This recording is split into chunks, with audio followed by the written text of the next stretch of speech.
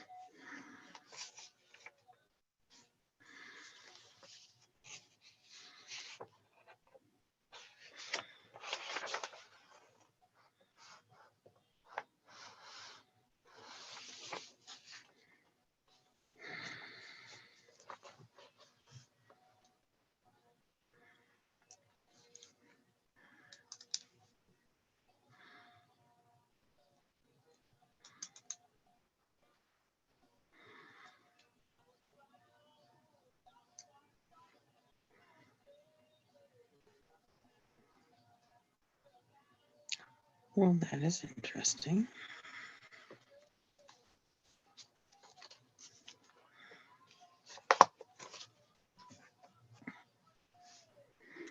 Can you see me, Lynette?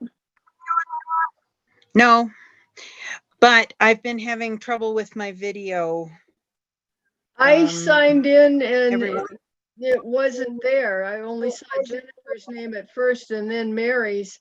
And so I called her and she promoted me, but this is what we've got, just a black screen. With Yeah, okay. I've been having trouble with my video lately. Can you see Mary or anybody? Because right now I have a 4-section or 4-rectangle square and you're the only face. Well, they normally have their video off.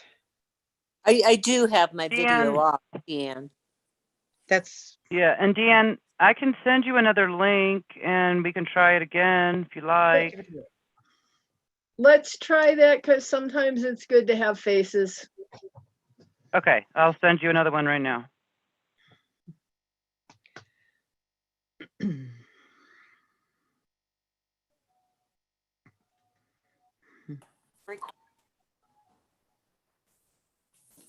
Lynette, did you get that language I emailed you? Did that look all right? I did. And then Yeah. I added the other one because I got to thinking, they're going to be a panel for the I-70 coalition and stuff like that. So that's why I put that other one. Okay. Great.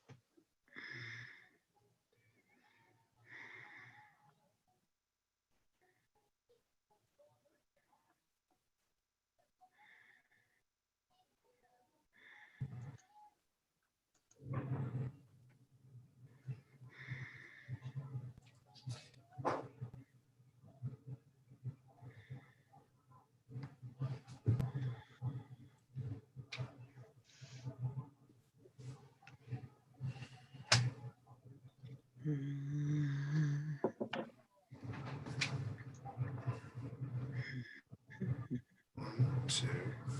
Hi, Rob. Hi, Mary.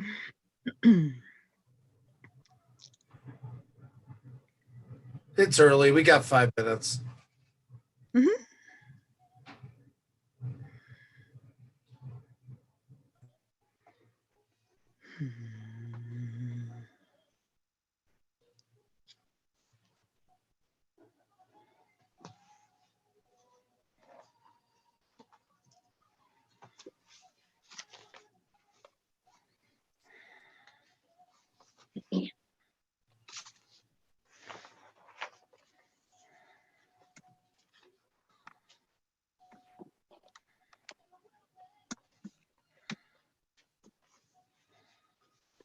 How come we can see Mary? I'm a figment of your imagination. Oh, okay. Like that movie, Now You See Me? No, you don't.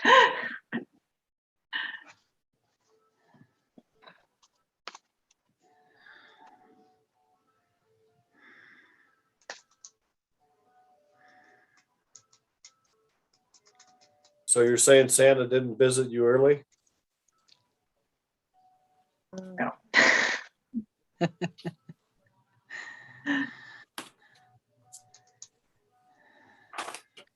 Maybe it's because I'm not in Georgetown. It's like that 7 o'clock thing that you guys get at town hall. Yeah.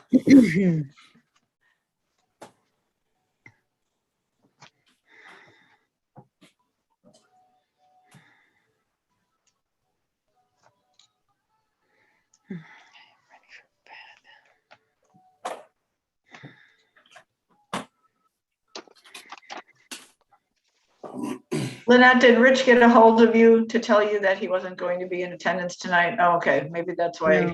Okay, he was trying. He's traveling, and so he won't be present tonight. Okay. And Paul's not going to be with us either. Paul and I will just, or I mean, Rob and I will just, pop up in another window and we'll go back and forth. No, John's going to be here. We'll be all Okay. right.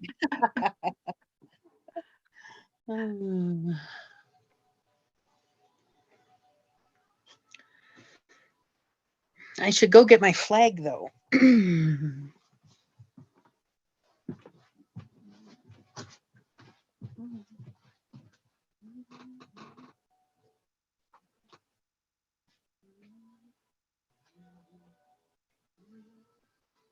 We need 4 for a quorum.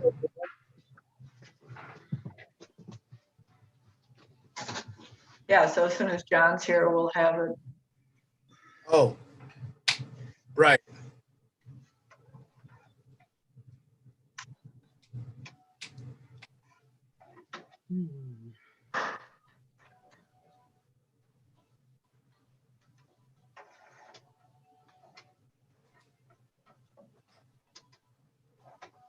I don't know what, hang on.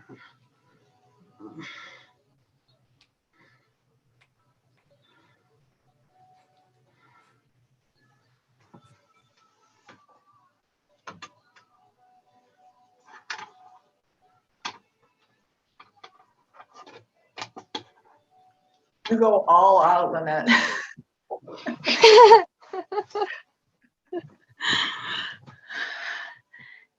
And then it fell down, didn't it? No. It's right behind my head. Move it to the other side of the shelf or whatever. Or you could hold it. Yeah, hold it. You could be like the honor guard. Or like the Olympic torch, just like, Yeah. the Statue of Liberty during the whole.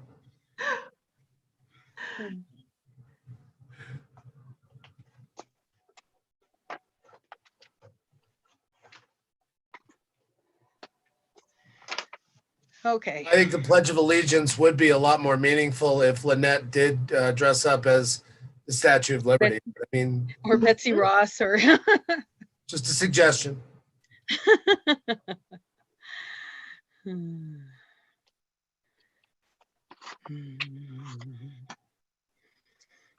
There he is. There's John. On the stroke of 6. Dong, dong. All right.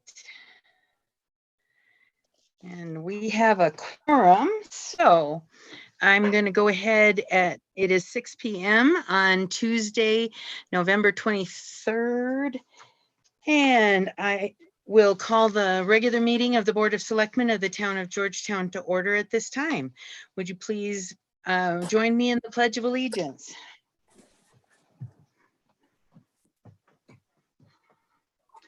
I pledge allegiance to the flag of the United States of America and to the republic for which it stands, one nation, under God, indivisible, with liberty and justice for all.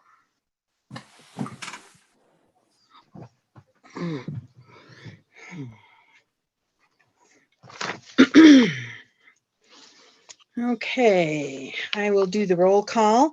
I am Police Judge Lynette Kelsey. Rob Connell, Here. Deanne Powell, Here, John Jennings, Here. Paul Hingen will not be here tonight. Mary Smith Here. and Rich Barrows will also not be here tonight. So, agenda approval. We've got 3 things that I know of to add to the agenda. 2 of them are action items. One is the reimbursement for Pete and Kim Werlin for expenses that they incurred for the sewer line failure at their house. The second is a proposed drainage study by School of Mines students. And then under staff items, we've got a continuation of the discussion on the trash that's being put from private households into town trash bins. Anybody have anything else? what about the event parking thing that we talked about last time? Because she took the time to come here. Have we got any update on the piles of road millings? No, not at this time. What about the Bighorn Apartments not being allowed to go condo? Nothing at this time. Yeah, not aware of anything there. We'll follow up with that and bring it back to the board when we've got something. Okay. So. Anything else? All right, would somebody like to make a motion to approve the agenda as amended? I'll make that motion, John. Second. It's been moved and seconded to approve the agenda as amended. All in favor, say aye. Aye. Aye. Any opposed? No. All right, audience business. Members of the audience have 5 minutes to present any matter of interest not already on the agenda. Do we have anybody here for audience business? No, we do not. Thank you, Jen. Mhm. Next, we have payables. The payables that we've got are from November 5th through November 18th, 2021. Anybody have any questions or comments on the payables? I had a question about Loveland gave us some money for something and it says transferable and corporate. What does that mean? That is the transferable corporate passes that we get for Oh. the employees. Okay. And it's us giving Loveland money for that. Oh, okay. These That are- makes sense then. I couldn't figure out why they were giving us $2,400 and I didn't know what transferable and corporate meant. And what about the $700 to HGI for the Alpine hose expenses? What were the expenses? That was told to me by Janine. That was for deep cleaning of the Alpine Hose building at the beginning of the season, summer season, because they thought they would be able to be open, but it turns out that they were not.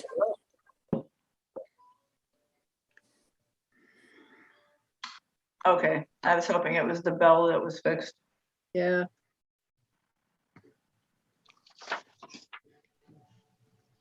Is there any update on them getting the chimes fixed for us? I really like that. There are a lot of us that love that. Yep.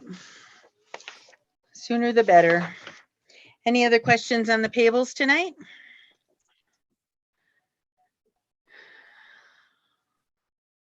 I'll make a motion to approve the payables dated 11/5/2021 to 11/18/2021. Second, It's been moved and seconded to approve the payables from 11/5 through 11/18/2021. Any further discussion? All in favor say aye. aye. Aye. Aye. Any opposed? Okay. Next, we have the minutes from our last meeting, which was on November 9th. It was a regular meeting of the Board of Selectmen. Any additions, corrections? I gave, I have, go ahead. okay, on top of the second page, regular scheduled minutes meetings, and we talked about Strauss Park, and I specifically asked that the reason I gave be quoted, and it's not just she is against Strauss Park Refresh Park project. What I said was I didn't believe it was in the best interest of Georgetown, and it's important that that get in the meeting minutes. Okay. Okay.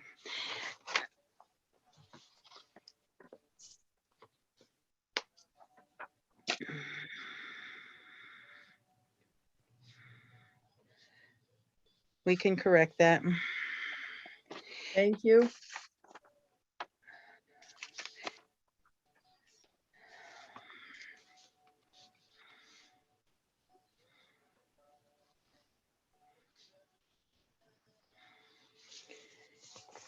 And I gave Jen a few minor ones. The one thing I did want to add under the board committee appointments that was substantive was a sentence in the motion paragraph of that no appointment was made to the Farmers Highline Canal proxy at this time, just so that it doesn't look like we forgot about mentioning it.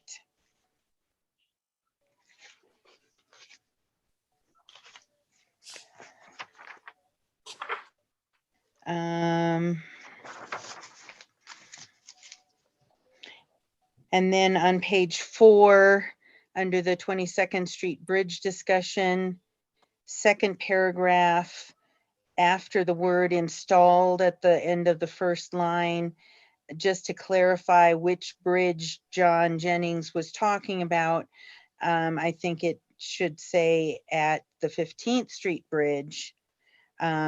Just to clarify, he was talking about a different bridge. Is that okay with you, John? Yeah, that's great. Thanks, Lynette. Uh-huh.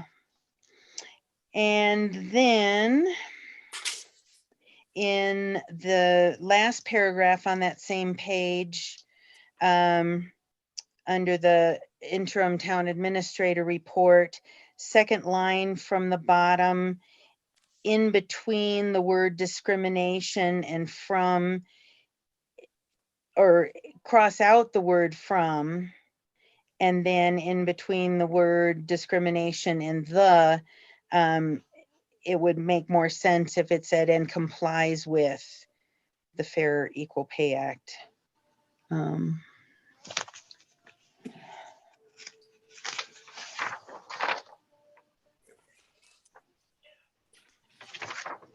So Anybody else have anything? I had one just on page 3, the top, Selectmen borrows is just a spelling. Right.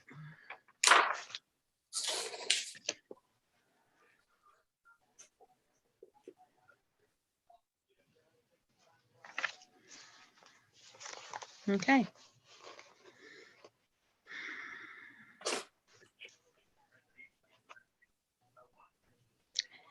If there aren't any more additions or corrections, would somebody like to make a motion to approve the minutes of the November 9th meeting of the Board of Selectmen as corrected? So moved.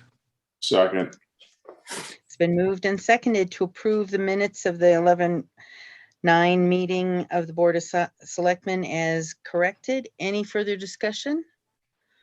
All in favor, say aye. Aye. Aye. And that would be no opposed because we only have the 4. Okay. Next, we have liquor license authority. There's an application for a liquor license, a liquor sales room for a booth in Strauss Park during Christmas market. And we have Kent Slaymaker here. Welcome to the meeting. And who wants to present this one?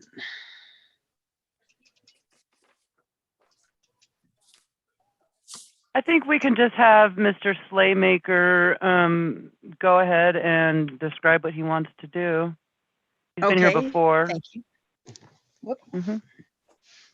Thank Sure you. thing. Thank you so much for having me. Pretty simple. As you mentioned, we've been there before in the summer market. We had a couple years ago at the Green Stalls.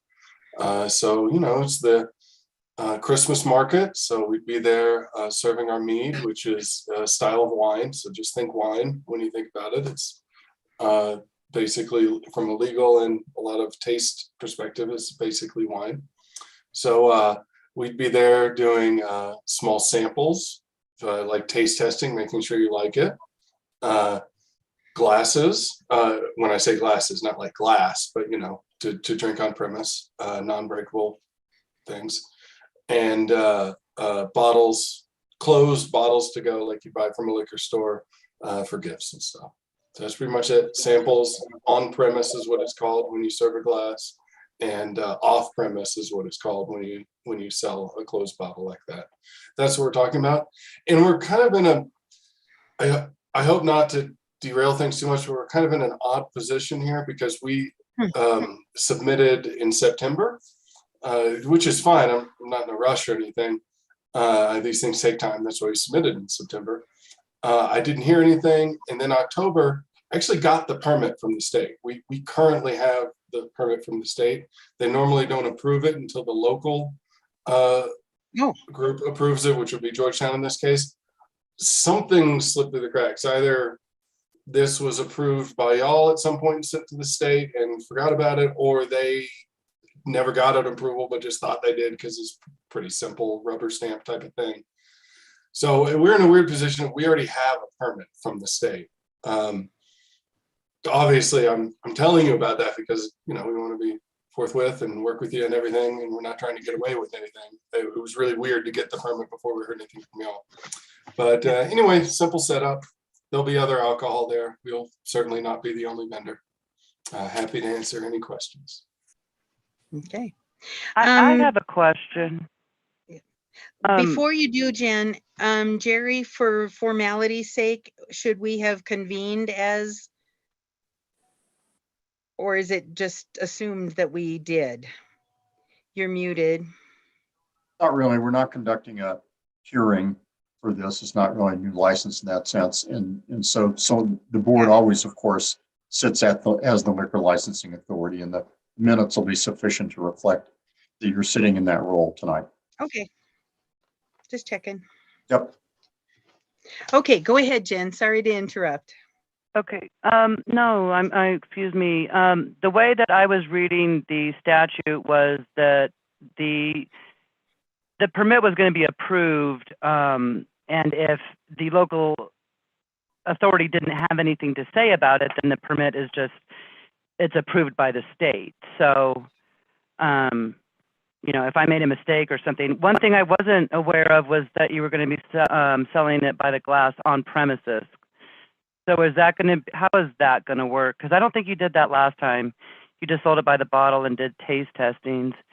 We're going to have, I mean, there has to be a designated area to have on-premise consumption. And we don't have that going on right now at our Christmas market. So that's my question. That's a good question.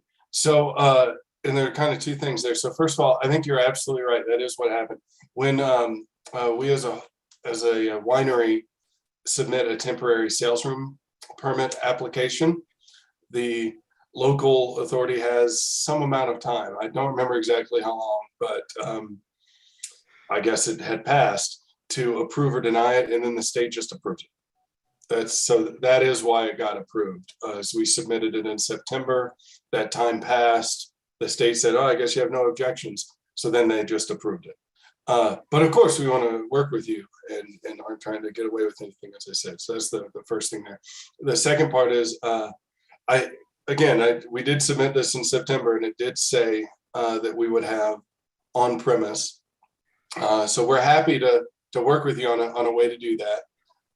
The typical way and the way that I submitted in the drawings in September, which I'm happy to resend if anybody needs them, but it's part of what I sent them. It showed our booth space with a bit in front, kind of the natural porch, I guess, if you will. And we're happy to put up a little rope with the typical sign, no alcohol beyond this point, if you want. At the time, I was getting conflicting reports about whether the market itself would be people able to wander throughout all of the market with alcohol or not. I was hearing both ways from the organizers, so I figured I'd just apply this way and see if it was approved, basically. But we're happy to put up a fence over our area. And the market organizers are aware of this, Mary and them, or we can, work with the larger permit if there is one. But either way, this is Okay. Can I jump in and share a little bit of information here? And I want to make it clear that I'm also involved in the organization of the Christmas market through Historic Georgetown. So when it comes to a vote, Jerry, you may want to tell me whether I should be recusing myself or whatever, but then we're quorum concerned. So Slaymaker is scheduled to be at a stall in Strauss Park. And one of the reasons is also that they would be selling liquor or serving liquor even on a tasting situation on our park property. And so that's one of the concerns and to the reason as to why the application is also being started on this. Because of the, and honestly, I wasn't aware, Kent, that you were planning on selling a glass at the market. I knew you were going to do tastings and selling the bottles. I thought it was going to be similar to the way you did it last summer. And then of course, or 2 summers ago, and then whenever it was, and then Christmas market got canceled last year. So we never put it to fruition at that point. Blocking off some space in front of the area, we could make that accommodation. It would be a very small space so that it would just be directly in front of like just a person, roped off in front, because otherwise there's too much congestion in the park and we don't typically allow our vendors to spread out at all. But we certainly want to be able to accommodate the sales and what the town agrees to allow as far as sales goes. But this isn't a stroll about in the park and be able to partake in the alcoholic beverage. That was not the intent. And I don't think that's Kent's intent either for this Christmas market.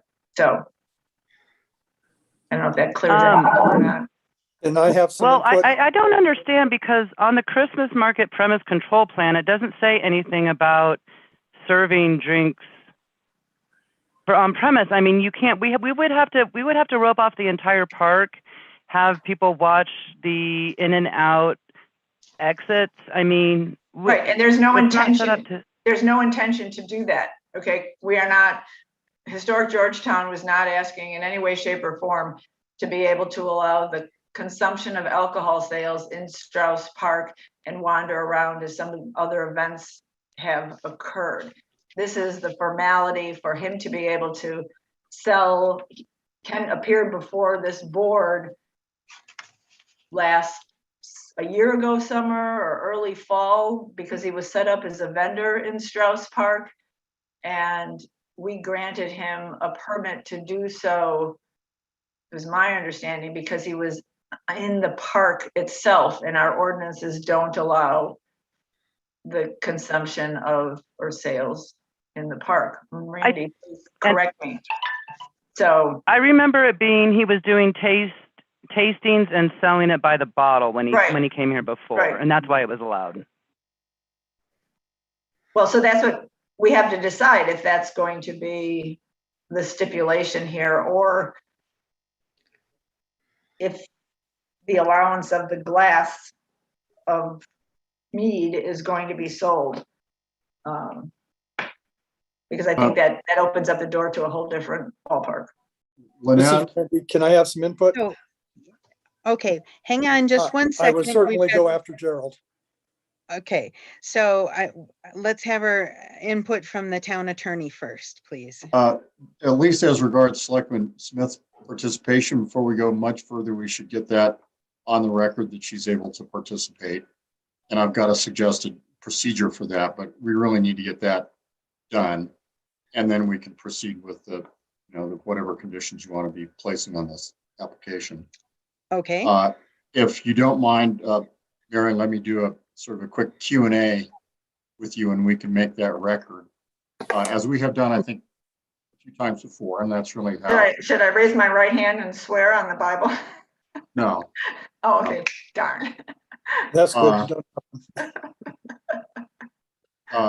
In any event, just for the record anyhow, can you describe what your relationship to or work with Christmas Market is?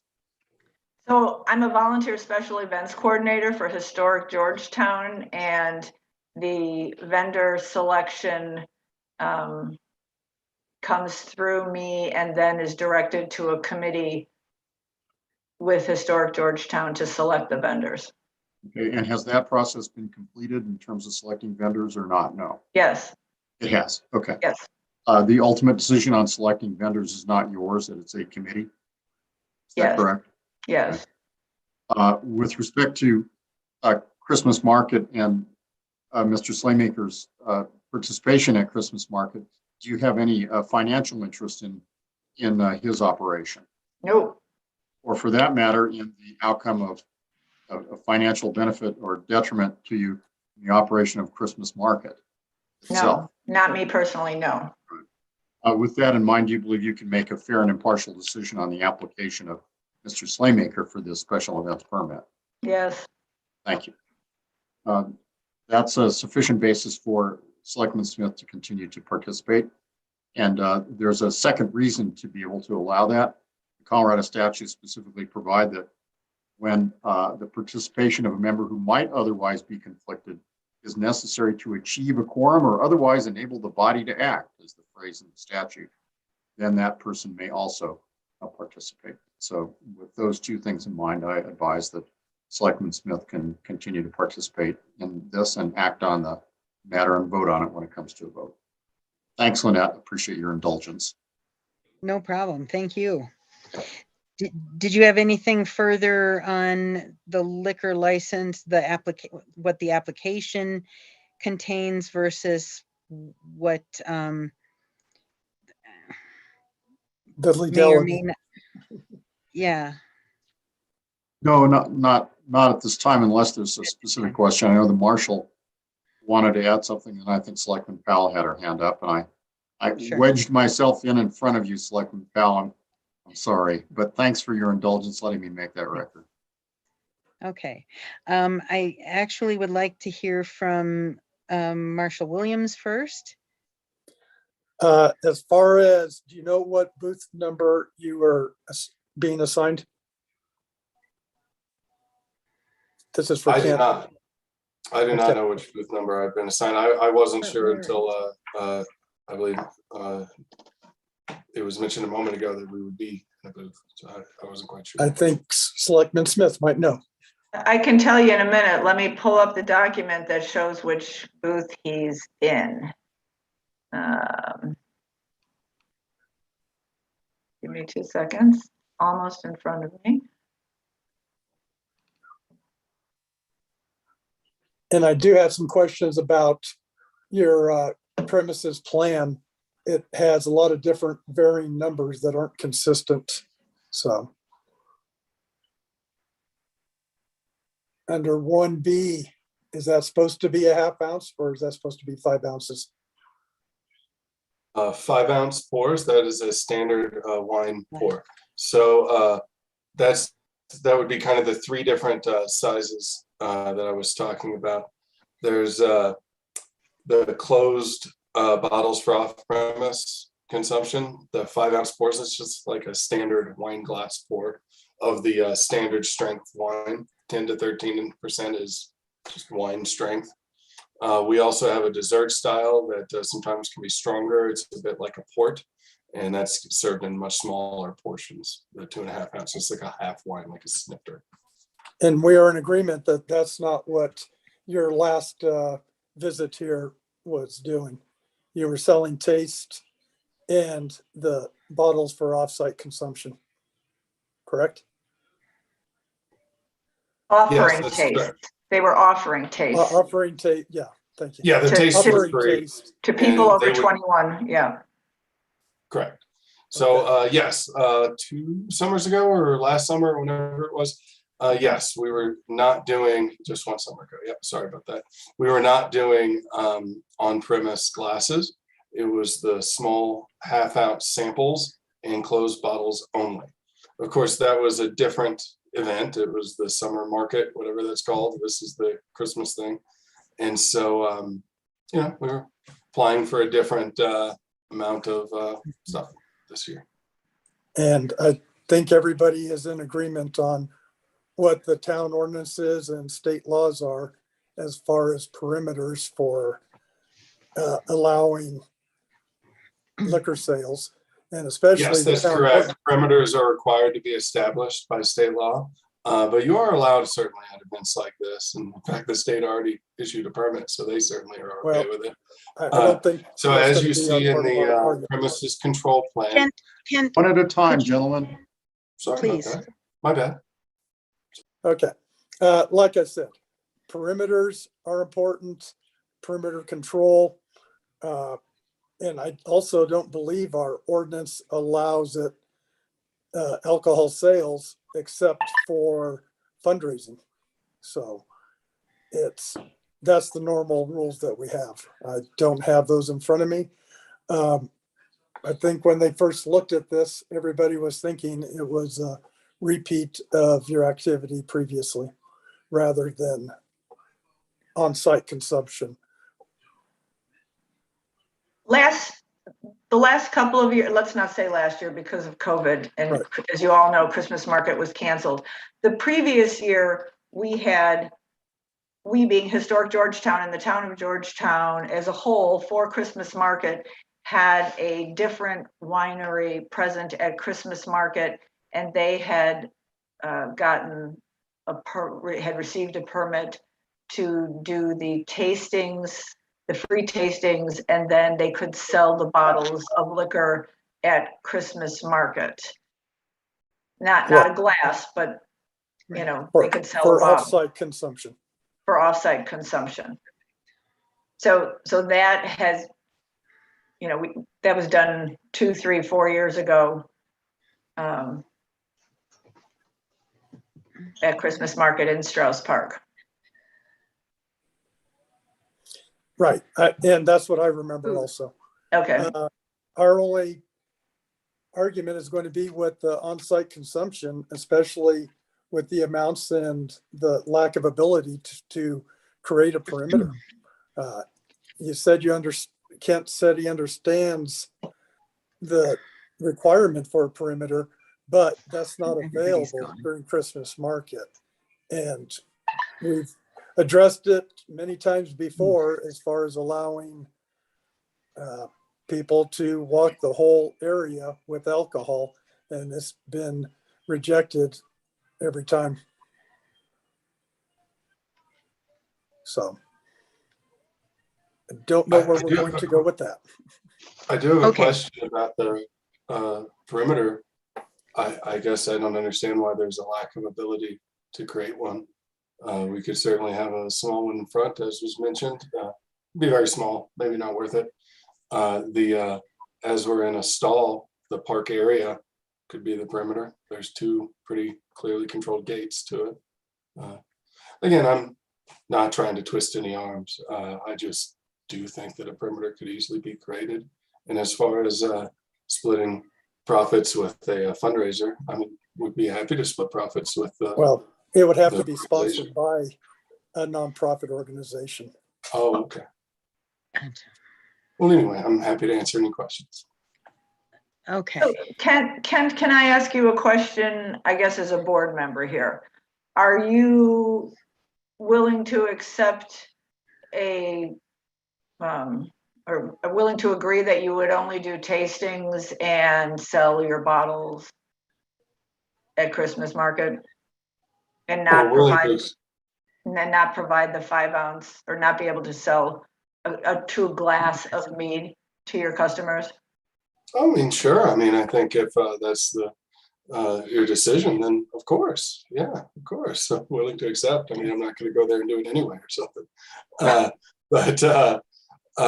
happy to. I think that, especially with profit sharing for the organization for the fundraiser, I think that it would be.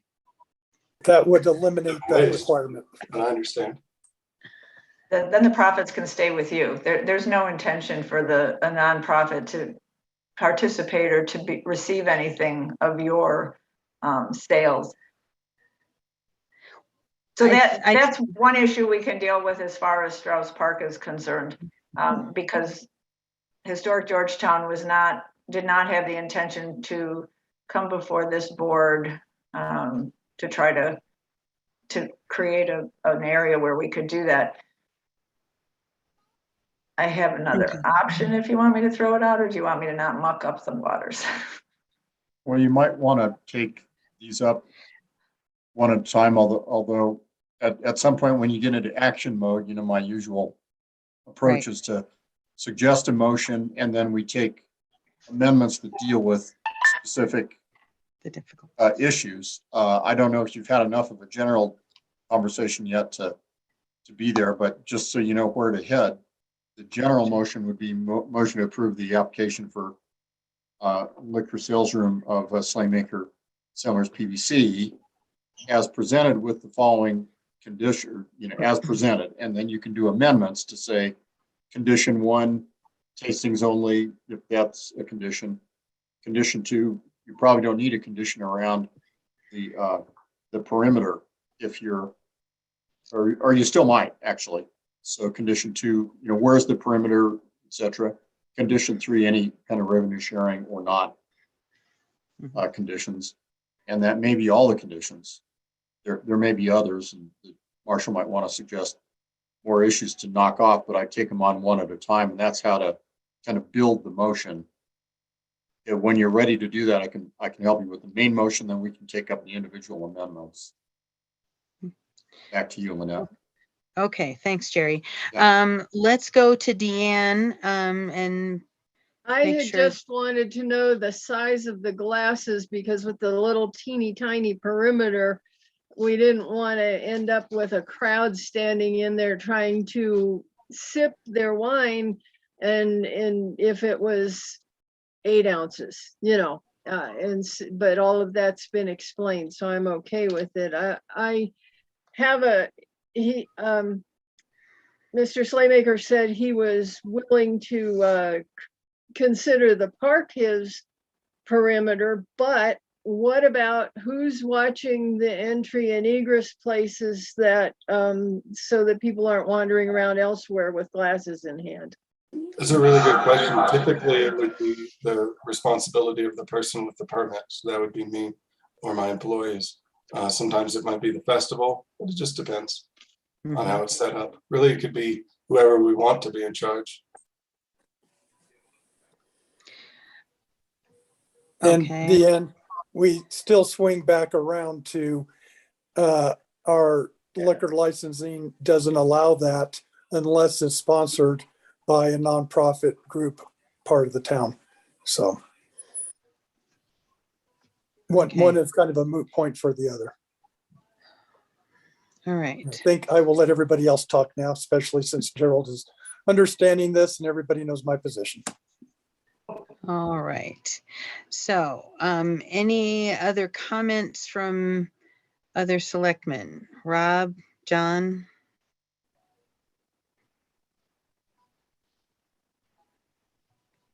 If we did, if we just take out the sale of the glass, I think, we've got it. Go ahead and go with the conditions that Jerry put forth, excluding that sale, then that simplifies this. And next time we'd have more time to get ready if we're going to try something different.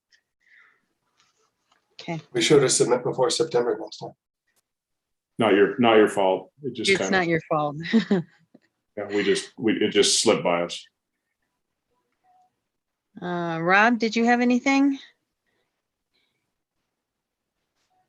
I don't see him. There's No, I don't. I don't have anything else. okay. Yeah, I guess I'll chime in then last. I think the issues around trying to create a perimeter need to be thought through more because of the logistics in the park, the numbers of people. I think if you were to create a very small perimeter right around the booth, you're going to create some traffic problems in the other flow of the Georgetown Market visitors.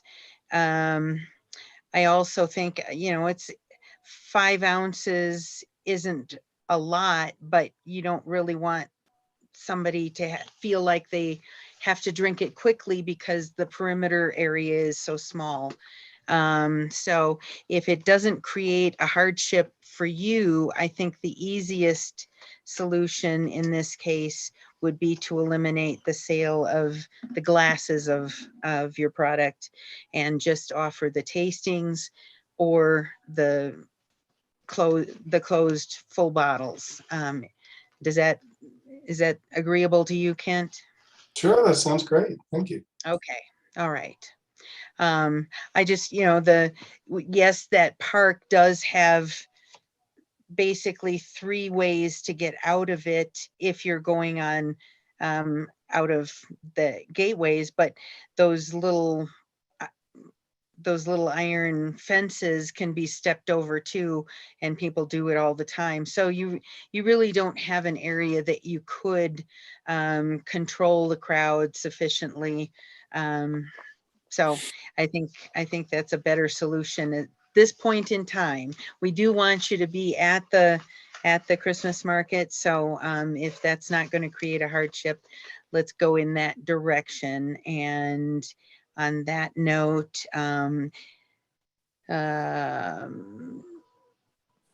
does somebody want to make a motion to approve this?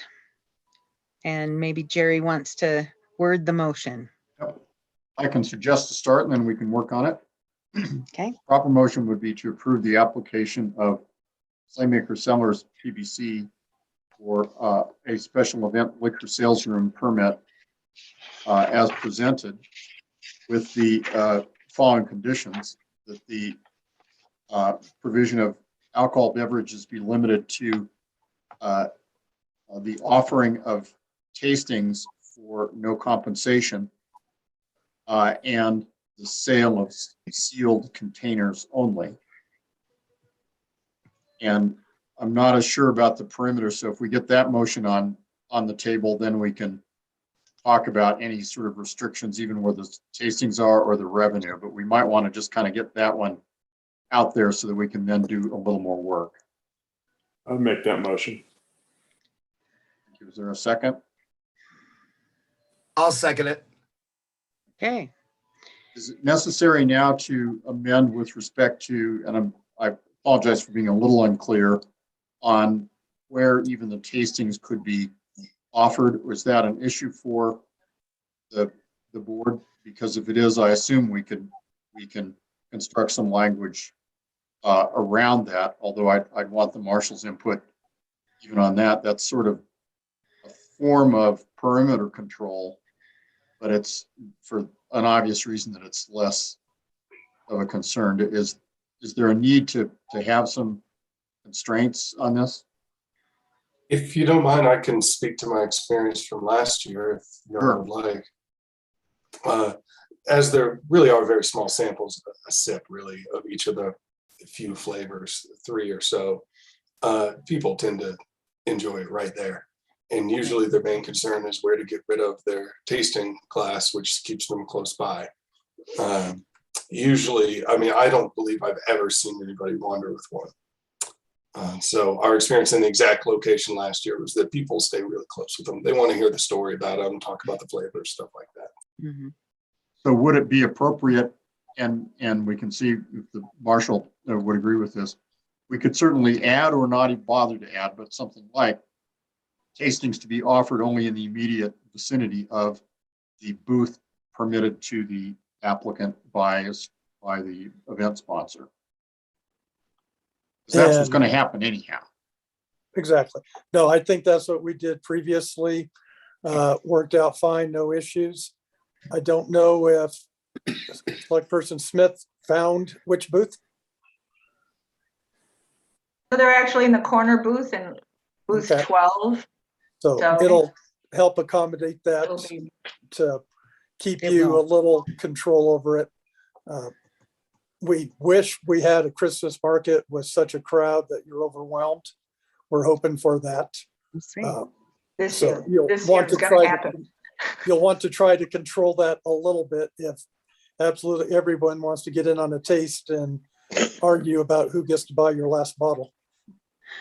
With that in mind, a proper Okay. amendment to the motion would be to amend the motion to add as an additional condition that the tastings be limited to the immediate vicinity of booth 12. Okay, I'll make that motion. I'll Sounds second it. okay. That keeps it Uh, simple. And for this one, we vote on the amendments and we add them to the main motion. And then Right. as amended, we vote on the motion. So it's appropriate to vote on that amendment now. Okay. So you're voting on the amendment first and then the main motion? Yeah, right now you'd be voting on John's motion to amend the motion just on this business about where the tastings can take place. So I'm just trying to be clear because we didn't get to a vote No, on intentionally, the main motion. right. You Okay. never vote on the main Good. motion until you're done voting on amendments to it.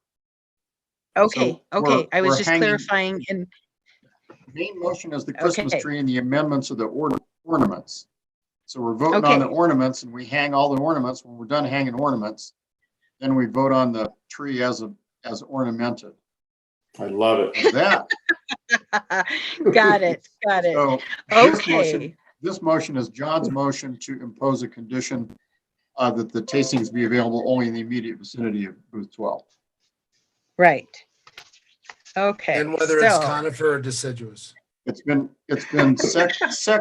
seconded. It's appropriate to now vote on that amendment. It All- is. All in So- favor, say aye. Aye. Any opposed? So you now have a Okay. main motion with the additional condition as added. Do we need a condition around revenue at all? No, Or not? I don't think so. Okay. And it's the And main motion as Like amended, Mary was. Okay, and you vote on the Okay. main motion as amended, and then you're all done. okay. So it has been moved and seconded to vote this is the Approve the vote on the application. main motion. as Approve the amended. application. Thank With the you. conditions and as As amended. amended. Yep. All in favor, say aye. Hi. Aye. Any Any opposed? opposed? Okay, Thanks, Jerry. Yes. Thanks so much. Thanks, Jerry, for your guidance. Thanks, Thank Kent. you, Kent, for. Thanks, Ken. Yep. We'll look Good Thank you luck. all forward for to having seeing you in me. a couple weeks. Appreciate your help. I'm excited to see y'all at the market. Awesome. Good luck. Okay. Next we have the 2022 public hearing for our budget. And I'll go ahead and convene the public hearing. It is 6:45 p.m. And we'll let Mary Sims present anything she wants. The draft 3 of the proposed budget that was in your boxes is pretty much the same as the one that we went over last meeting, other than a few cleanup areas, nothing major in sales tax, capital improvement, just learning that some of these grants would not be completed in 2021. They were moved over into 2022. And the moving the road and bridge shed and trying to think of the overage on the Strauss Park restrooms as instructed at the last work session has all been done in here, but pretty much everything else stays the same. Okay. The other thing that got moved was the code update that had been in sales tax capital improvements. It's now in the general fund Correct. under admin. Correct. Yeah. So. Thank you. Did we add appropriate funds for the administrator search and the fees and everything that's going to be involved in that for next year? Because that'll really kick in the first of the year. I mean, it's not a ton of money, but travel expenses and all that. So under the it's under, oh, help me out, Mary. Other services, wasn't it? Well, that is where Steve's fees are under other services. Right. As far as travel where you for discussed? applicants, because that has not been brought up. So I mean, we can always change that and increase it if you like. But that was not a discussion at any of our work sessions. Right, but we're going to have fees possibly as far as advertising and travel expenses to bring a couple of candidates in, and lodging expenses and potential moving expenses. So I just want to make sure that we're planning for that. That has not been included in here. And I think if when we get down to the finalists, and if that's going to happen, I think what probably should happen is just a supplemental, if that is the case. As far as the advertising, that's something that can be absorbed with what we have already. Well, and actually the advertising, I'll pay for it. And then the town put it on my regular bill because I go through ICMA and get a discount. So that'll go into there and be covered. But I'm not in disagreement with Mary because we don't really know how much we're gonna have to expend.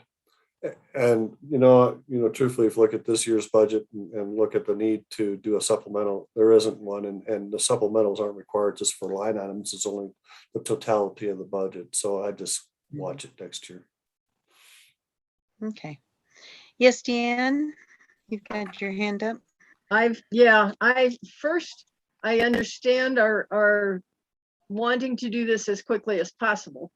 However, I object to it being done on this day simply because it's a holiday week. We're 2 days out from Thanksgiving. Mary's not here in Georgetown. There are other people who are not available. I feel like we're always upset that we don't get enough input from the public, and yet here we are holding this first public hearing on a very difficult day for a lot of public people to come. Now, there's an argument can be made that if it's important to them enough, they'll go out of their way. I still think this is a bad timing thing for a public hearing. It's cool if we sit here and discuss things. I like the points that Mary just brought up and all of that.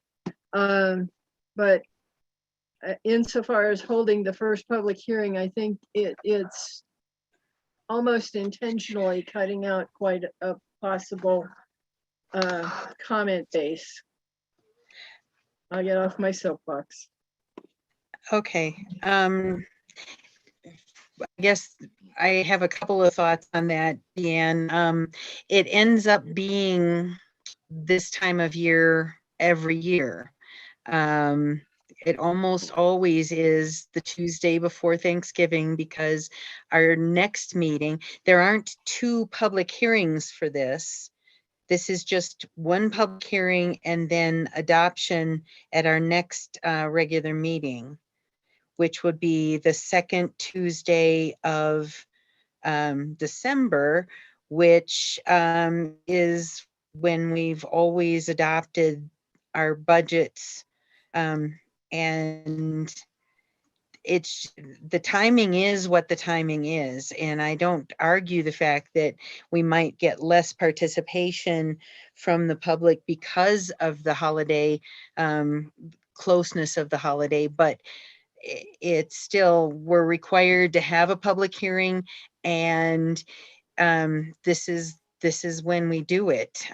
We've done it ever since I came on the board, and that was in 2012. So, and it was done before that for however long. So I do think that if people had objections to the way we were developing the budget and designating where funds were going to be spent, I think the public needs to speak up. And if we don't hear from them, I think we have to make the assumption that they have no objection at this time.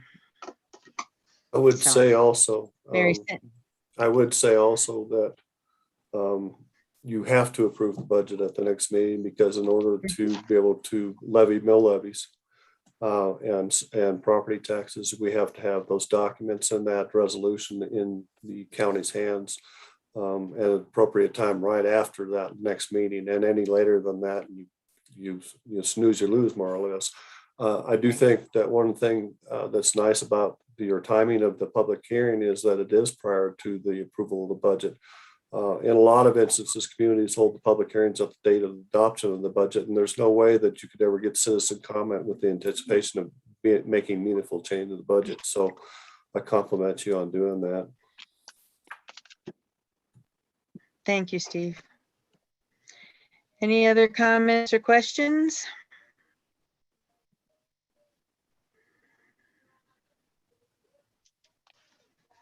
Okay. Do we have anybody from the public that's joined us tonight that would like to make comment? I don't have anybody that said they wanted to make a comment. Okay, thanks, Jen. All right, then I will close the public hearing at this time. It is 6:54 p.m. Does the board have any further comments before we move on to our next action item? Okay, thanks very much, Mary, and thank you, Steve, for your help as well. Okay, next we have reimbursement for Pete and Kim Werlin. Back in the summer when Taos Street was being worked on, their sewer line had some damage and they incurred some expenses in trying to figure out whether it was in their private section of the line or if it was out in the street.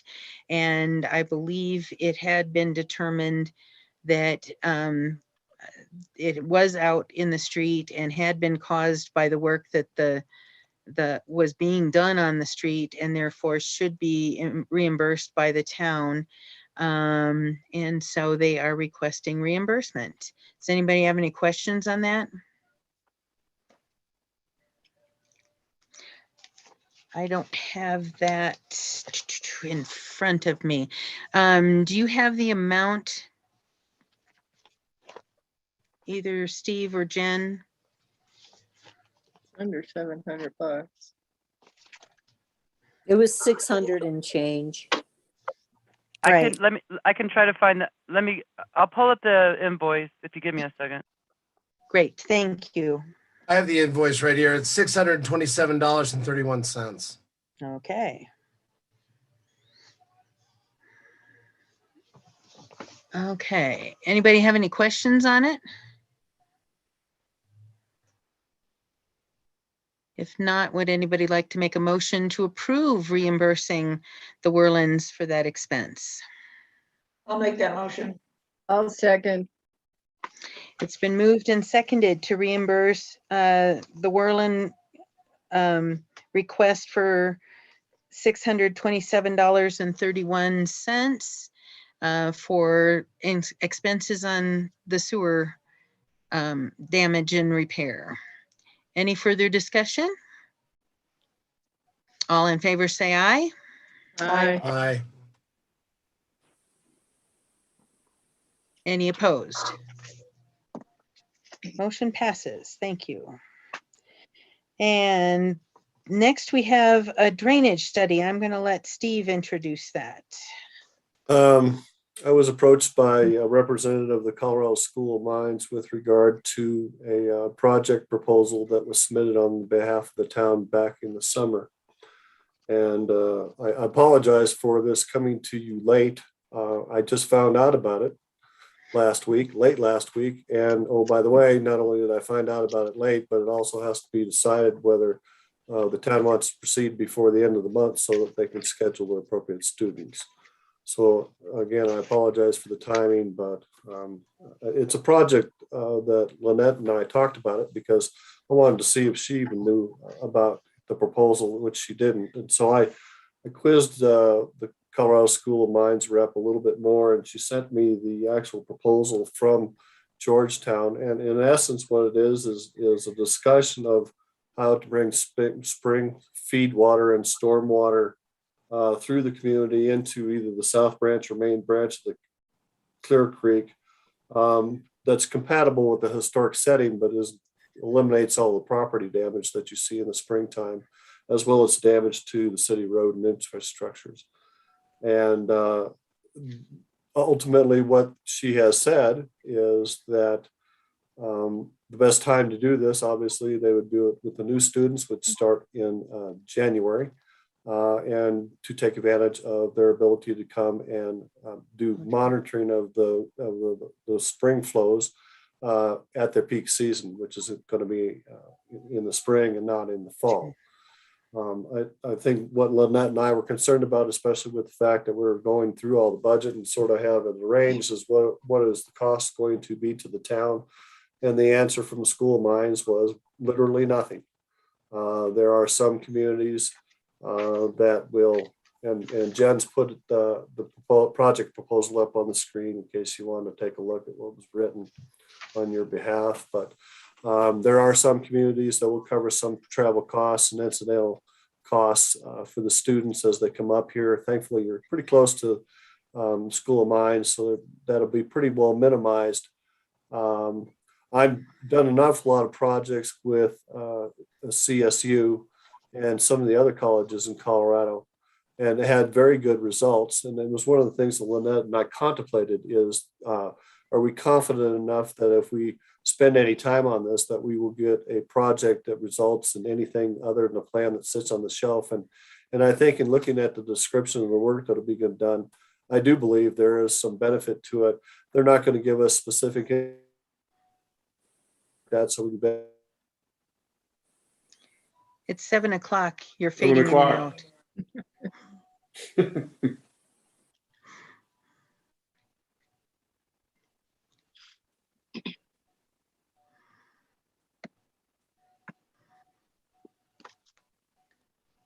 Well, this gives us time to read the screen. That's okay. He will Well be said. right back. Yeah, it's Yeah, 7 yeah. o'clock. Yep. My connection is unstable, and I thought it was just talking about me. Does You that guys all the hear time. him? But anyway, Yes, I do think that this project, especially given the low amount of cost the town may benefit somewhat with regard to road and bridges, working in the area and doing improvements in the future. So, and I think even just taking a first blush look at some of the stormwater problems and the spring runoff problems in the area, which might lead to a further engineering analysis in the future, but I think it at least can do some initial look-sees by the students. It's also good for the students. Like I say, I've done this a couple times with a couple other colleges, and I've always been real happy with the interaction with the students, and always felt that they got a lot out of it, and so did the community for the hard work they put in. So, given the fact that the town's costs and exposure is going to be really minimal, I would ask that the Board of Selectmen support us moving forward with this, and if necessary, authorize Police Judge Kelsey to go ahead and sign the agreement with the School of Mines to get this project kicked off after the first year. I'd make a motion in that vein. I'll second it. okay. It's been moved and seconded to authorize the police judge to sign the agreement with the School of Mines to have the students do a drainage study on the town of Georgetown. All in favor, say aye. Aye. I have a question. Yes, ma'am. How, do we need to include, besides the town of Georgetown, the HDPLC? Because the drainage comes off of their areas? Do we need to contact I don't think them that was, about it? I don't think that was the scope of their proposed study. It was not, and I don't know whether they have the ability to amend that and whether it would be amended without cost or anything like that. They proposed work that really isn't going to be super complex from their standpoint. So we need to be careful to make sure that we're not expecting students to conduct some pretty serious engineering feats. I can inquire though. Okay. What was that area again?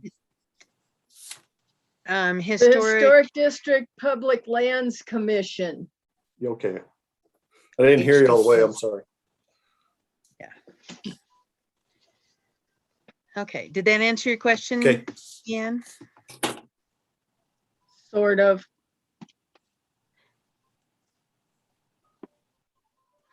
Okay. All right. All in favor, say aye. Aye. Mary, wake up. Sorry, texting. Okay. Don't drive and text either. I vote no. Okay. And Rob, I didn't catch, I'm just trying to clarify if everybody did vote. I was in favor. I said aye. Okay. All right. Thank you. Thank you. I've got, good. All right. And our last action item is the hiring process timeline and job description for the town administrator. So I'll break this down into digestible bites, so to speak. The first part is relatively easy because it's something that we've talked about before at the last meeting, actually, and that is with regard to the hiring timeline and then the process. And the only difference between what you see here tonight and what you saw in the proposal the other day was the decision by the Board of Selectmen to be a little more involved in the process, especially Selectman Smith, whom I've met with, and I think that I'm comfortable. Hey, how are you doing? Make sure that camera works when we're doing the interviews, Mary. So anyway, I've made those adjustments to the hiring process, and then also added that in to the hiring timeline so that the candidates are aware that the board will get a chance to do a cursory review of applicants prior to the semifinalists being determined. The good thing is even with those additions, I didn't add anything to the bottom line as far as the timeline. Just added another step. I think, and Mary and I have talked about it, that we can get this done. I think she and I are both engaged, which is that important first step for us to do the review. And I think that she and I have made the commitment that we're going to get this done and not hold it up. And I had been concerned that maybe it would throw us 2 weeks off. I'm not that concerned about that now. And I think that's represented in the timeline you see here. So I can answer any questions with regard to the timeline and the process if you have them now, and if not, then we can move on to the next part. I'm good. The next one was the job description, and well, you do have a job description. I got to, and I'm okay enough with it.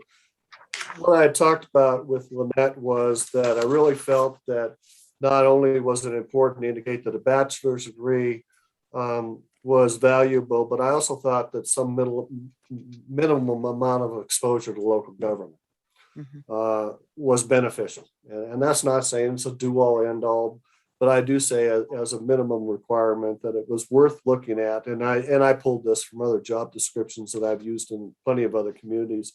And that is not only the bachelor's degree in the appropriate field, but 5 years progressive experience in government or business, and then 2 years working in local government in various administrative areas. So, excuse me, I started out with the intent of making just that change. And then I got to looking a little closer at the current job description. And by the time I got down to the first couple paragraphs, I was confused about what my job was. I didn't know who I was supervising or who I wasn't supervising. And so I thought, well, if I'm going to goof this up, I might as well goof it up all the way. And I did. And so I really didn't make a whole lot of change except for just going through and clarifying really who the supervisory authority of this position. And so other than making that change and maybe making some clarifications on the working conditions to make sure that we're compliant with non-discrimination ADA laws, I didn't make many changes.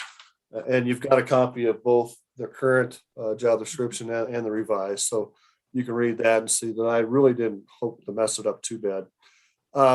Lynette and I again met this afternoon for something entirely different. And she discussed that she looked at it and she had some questions and we sort of decided that there might be a couple more clarifications or a couple more additions that we'll want to put on it. So I'll go by them one at a time.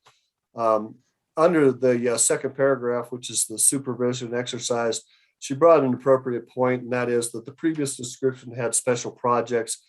I dropped it out, and I don't know why. But she made the good point. So I think that it would be appropriate to include it back as it was in the original job description.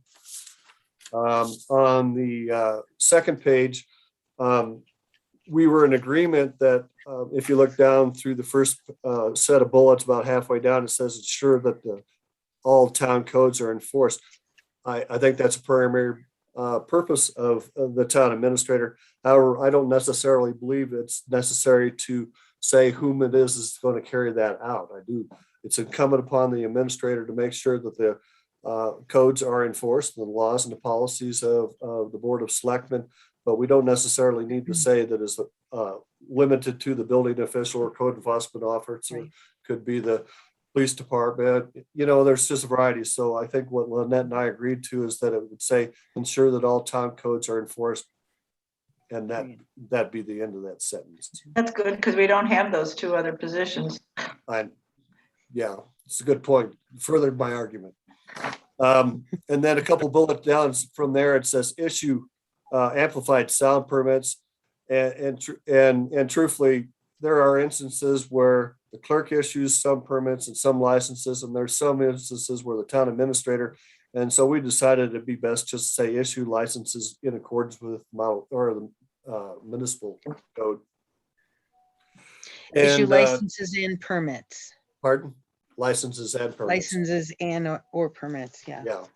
And then the last one was a new inclusion, but I agree with it. And that is, we should say that one of the duties of the administrators attend all the meetings of the Board of Selectmen and as appropriate participates in the varied variety of boards and commissions. That's all within the town, obviously. And then also, because as you saw, the last meeting, Kent used to serve on a bunch of extraterritorial boards and commissions that we would say represents the town at meetings with federal, state, and other local jurisdictions as appropriate. So nothing earth shattering, but I think nice corrections that clarify the job description a little bit better. So if there's any questions about that, change in the job description or the job description itself, that'd be fine. If not, then I could stand behind the motion that I had suggested in my memorandum. I just had a quick question about one of the bullets on the first page under duties and responsibilities. Okay. It's the 7th bullet, and it's really just kind of clarification and perhaps clarification on my part. In conjunction with the town's auditor shall act as the finance director. Aren't we saying in conjunction with our town treasurer and potentially auditor? I mean, not potentially, but and auditor. You know, I didn't know how to read that, so I didn't change it. I mean, we don't. I mean, You don't. Mary Sims is involved more so with the budget than. Yeah. It seems that there should be coordination of efforts with that one. Yeah, and I don't know, and truthfully, I would have a hard time with the auditors coming in here and indicating how you have to maintain your chart of accounts. That's not their job. So perhaps it should just be in coordination with the town treasurer. I think that's right. I agree with Steve that the auditors are a once a year, visit. The treasurer is our day-to-day person on that. That would be a good change to make. And you don't have a finance director, and the function of finance director is much different than the function of the treasurer. And you function under the auspices of the treasurer. So I would agree with you, Mary, to change that and just indicate that it's working with the treasurer. And then on this second page, Before we move on, can I throw something in, please? Yeah. I went digging in the town code, and it actually under the town administrator's Does say that. description, it points to him as the finance director. So I think it just follows code. But should we say though in conjunction with the town's treasurer instead of the town's auditor? Yeah. Yes. yeah, I'm not trying to change the finance director position. Then on the second page, the 8th bullet, just so that it's correct, that be cognizant of zoning, planning and building and planning commission and design review, not the design review committee, is it? Isn't it the design review commission, the DRC? I mean, it's just a word, it's semantics, Yeah, but I think it's commission. I think we should be accurate in our own description. I have it on good authority. It's a commission. Thank you. And then I'm going to open up a can of worms because it was discussed before under physical requirements. This board had some conversation a few months back about requiring a COVID vaccination for our employees. And so do we want to throw that out as far as in this selection process? and I don't want to be here for an hour discussing it. I think what you'd have to do is you have to, according at least to Jerry and my understanding about the whole thing, is you would have to adopt a unilateral policy for all the administration. And you wouldn't necessarily include that in a job description because it could Right. change Okay, point to point. So it's probably a little late pursuant to getting an advertisement out. And that'd be my opinion, Jerry. You can kick in your 2 cents worth anytime. I agree. good. That cuts that timeline down for like a 2-minute conversation then. All right. Anyone Deanne had else? a question. Okay. On Selectman the Powell. one that's marked current, it's the one that's marked current, all of the details are numbered rather than bullet pointed. And it's much easier to find a specific one than just having all the bullet points. So I would like to see the bullet points go away and go back to numbers so we can easily find what we're talking about with each other.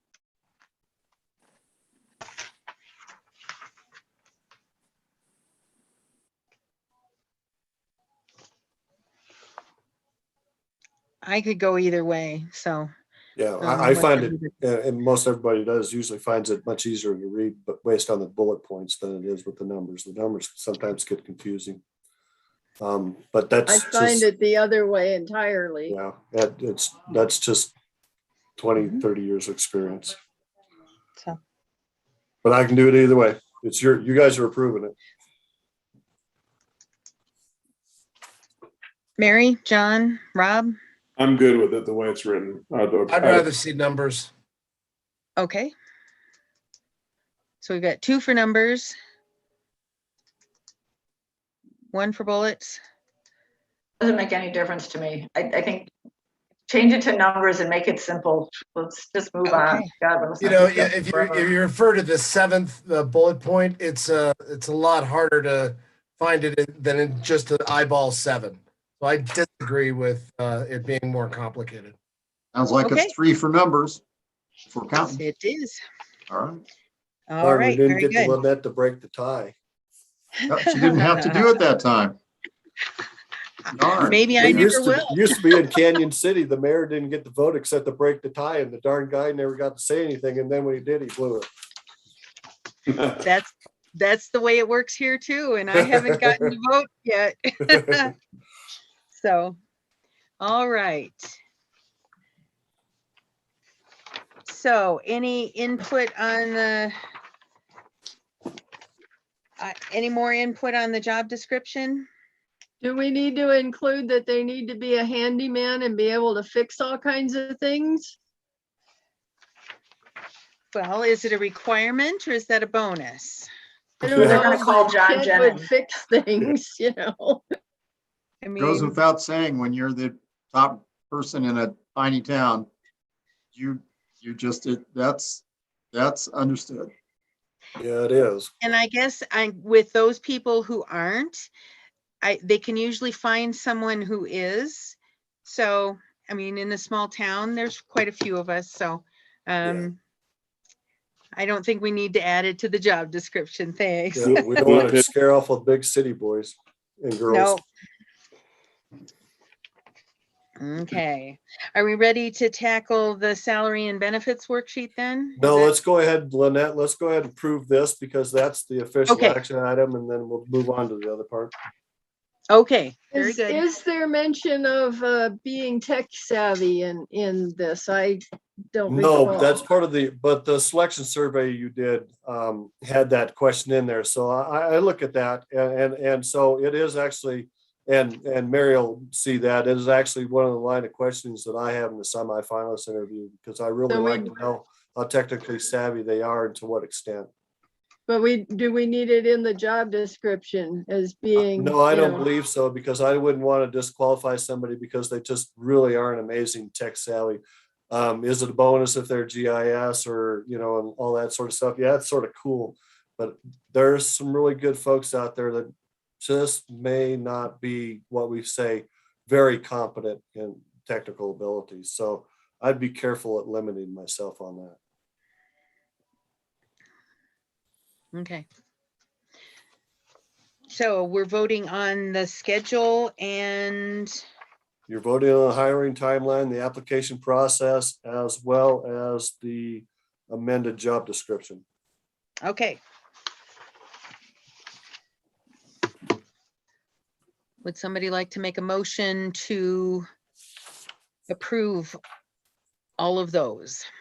I'll make that motion. That's second. Okay. It's been moved and seconded to approve the hiring process timeline and job description, amended job description for the town administrator. Any further discussion? All in favor, say aye. Aye. Any opposed? Motion passes.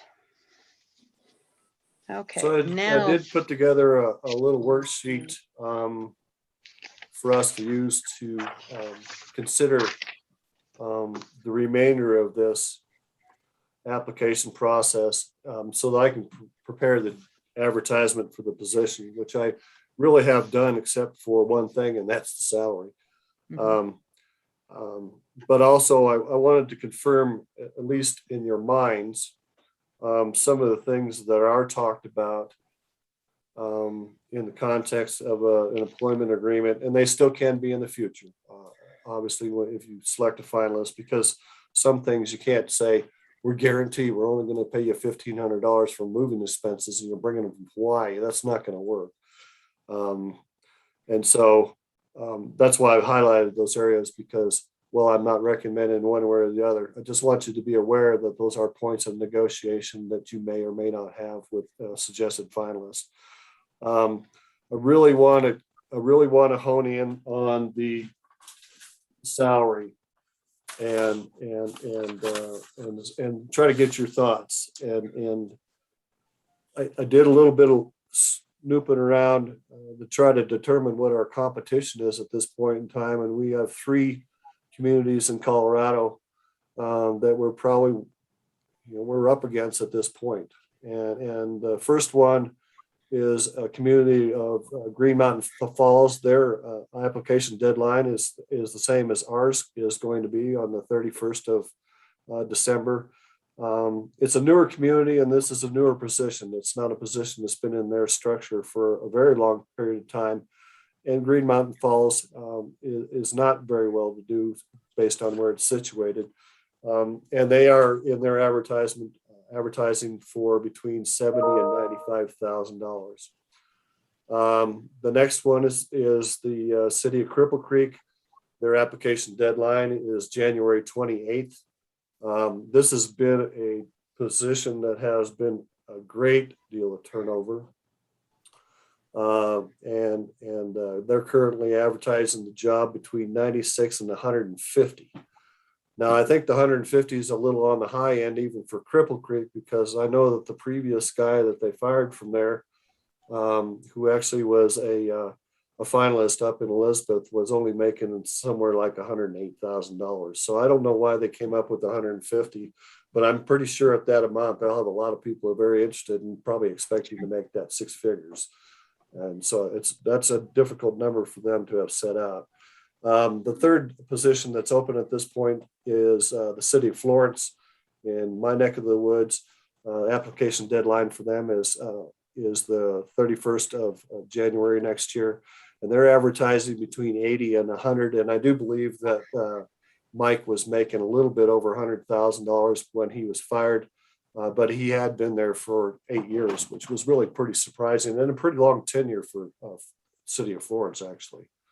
And he did a lot of good things, despite the reason why. Why were these 2 town administrators fired? Just a general overview.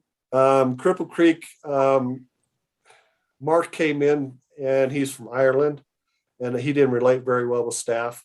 Their staff was very entrenched, and Mark wanted to do some things and they didn't want to have him involved as the administrator. And so that person had good contacts with the people on the council, and so they made the termination decision.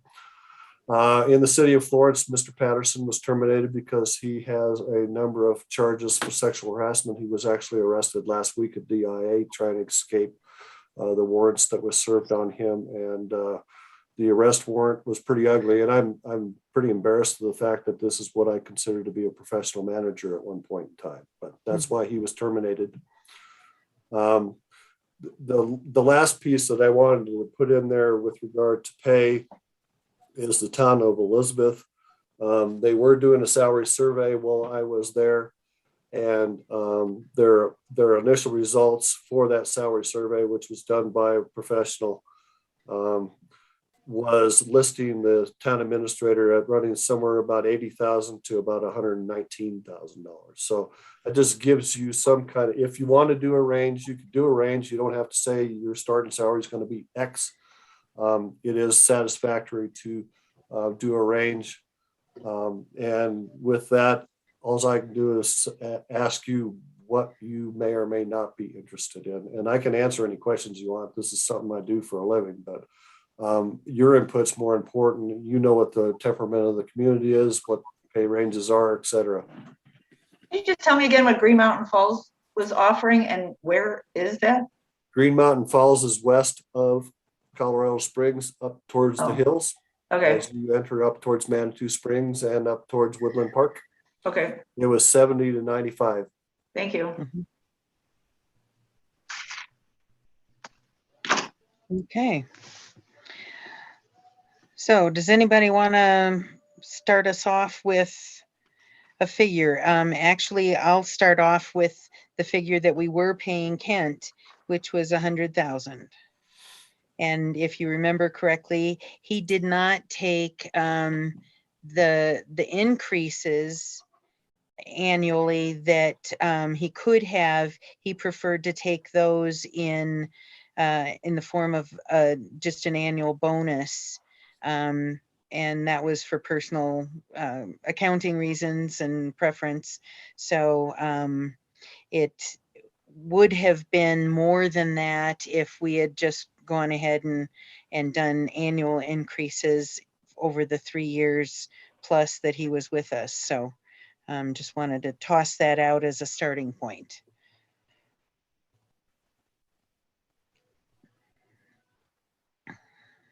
All right, I'll jump in with a figure. Why don't we say the salary range is between 100 and 119?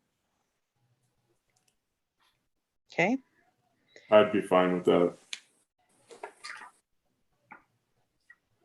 It looks competitive. We can't compete with Cripple Creek. They've got an income in that community that we don't have.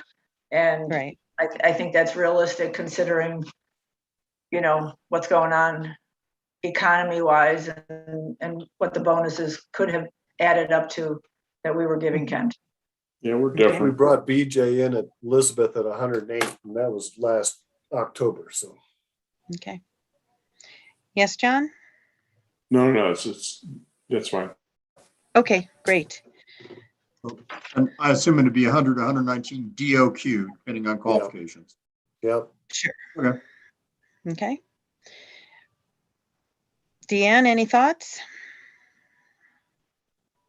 I like staying in the ballpark where we've been because we're doing okay budget wise right now. And everything could fall apart with various germs floating around. So let's not get too extravagant too quickly. Okay. So are you comfortable with the range that Mary suggested?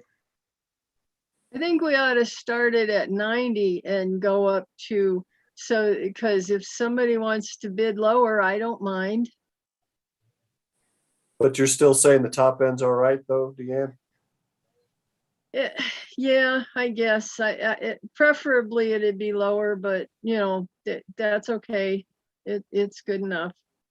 You're going to get what you pay for. Exactly. You're going to get a $90,000 town administrator and you're going to be sorry. I guess I'd prefer to stick with the range that Mary suggested, just because, as Steve has said in the past, you know, there are those applicants that think that they're worth a lot more, but it can always be raised after they've proved themselves. Once they prove And themselves, yeah. yeah, which is what that probation period is for. But for starting, I think the 100,000 is far more attractive to applicants than the 90. I And agree. I think we can afford to offer that as a base. Puts us in a different group of people that are looking for the job. I think they're going to be the 100+ group. Mm-hmm. You good, Steve? Yeah, I'm all right with that. If I just was making sure there wasn't anybody else had anything to add to it, but I'm okay with that. I'm a tough negotiator, so I usually go on the lower end anyway and get what I want, so. Okay, we'll go 100 to 119, correct? Okay. Okay. Good. There really isn't anything else, unless you really want to throw it in there.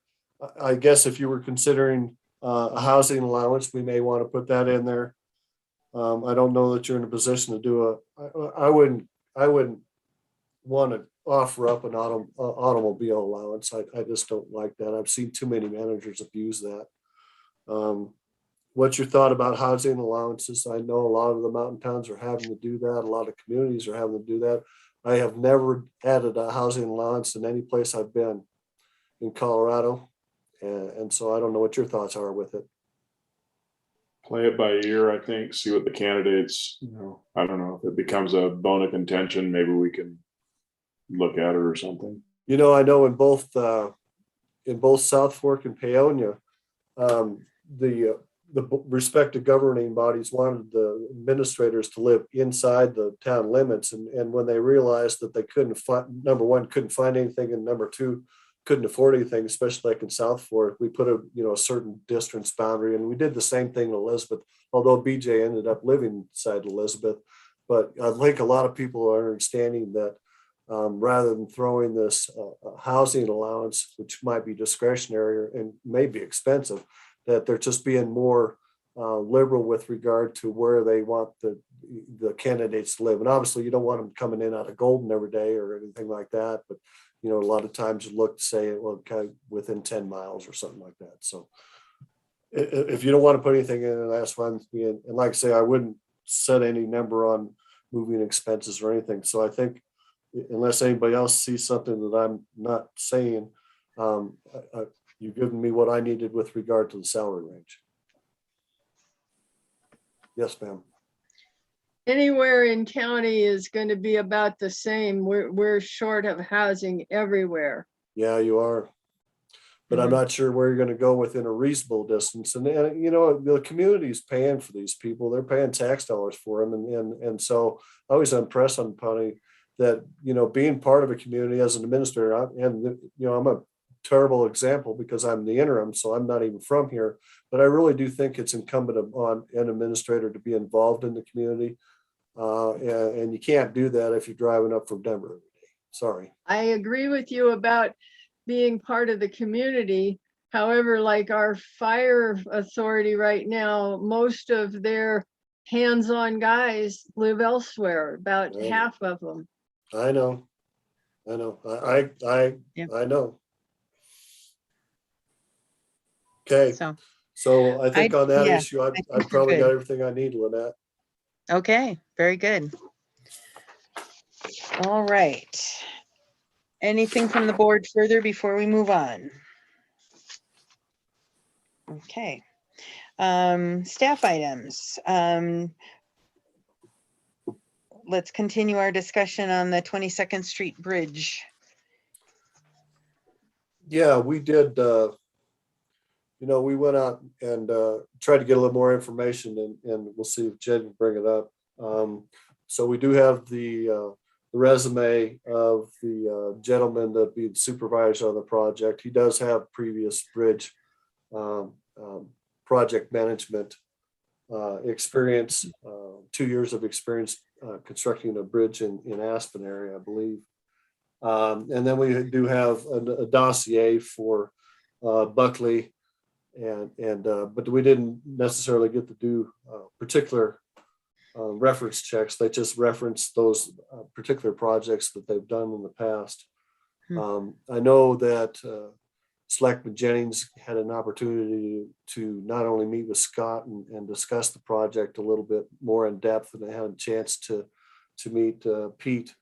And so I don't know if, John, if you wanted to say anything about it, but I still believe, although I do understand what Selectman Jennings was discussing about, I know why couldn't town crews doing it themselves. I truly believe that this is a different scope of a project than some of the other projects that were completed by town crews. So, John, you want to add anything in? Yeah, I agree with you that we should be probably having this special work done by outside crews. I'd really like to see our road bridge guys working on the roads, doing what their primary tasks are. So I don't have a problem with that. I guess and the guys I talked to seem, pretty adequate for doing what I saw that they were trying to do. I would say it seems a little bit rushed with that, for such a large number to not get other bids in. And I still kind of feel like that might be a better way to go, so we could feel comfortable about that large amount of money.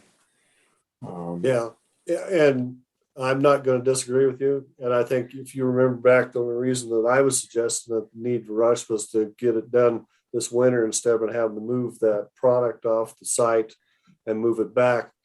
But here we are another month down the road before we approve a contract. So I don't know.